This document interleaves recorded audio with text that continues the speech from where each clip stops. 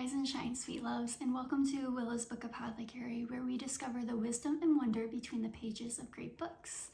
Today's book is Good Morning, Destroyer of Men's Souls by Renata Aron, and the theme of this passage is love as a skill and a choice.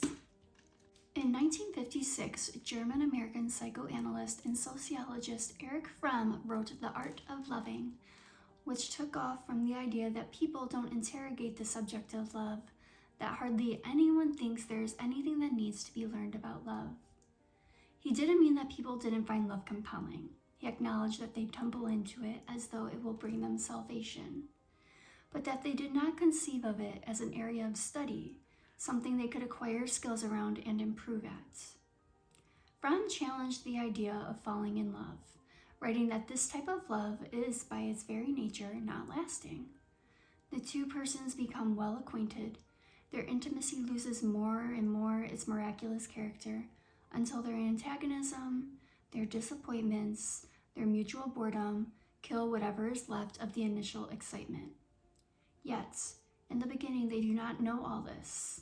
In fact, they take the intensity of the infatuation, this being crazy about each other, for proof of the intensity of their love, while it may only prove the degree of their preceding loneliness. Is love a meritocracy? I cannot say that word.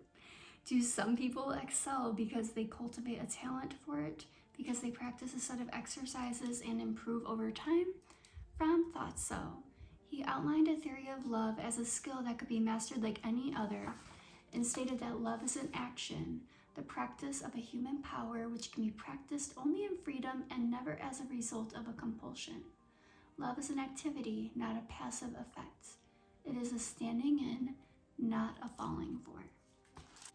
So, I loved the idea of love being an action and a skill to be cultivated rather than a feeling to be experienced. And I really like that instead of falling in love, we are encouraged to stand in love. So I have a few questions for you to contemplate as you go about your day.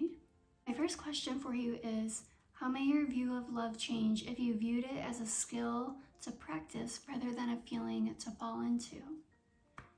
And the second question I have for you, sweet loves, is what small intentional actions could you take today to cultivate love into your relationships, whether that's with your partner, with a friend, or even with yourself?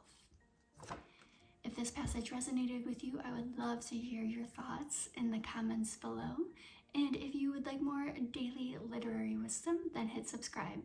I'll see you tomorrow.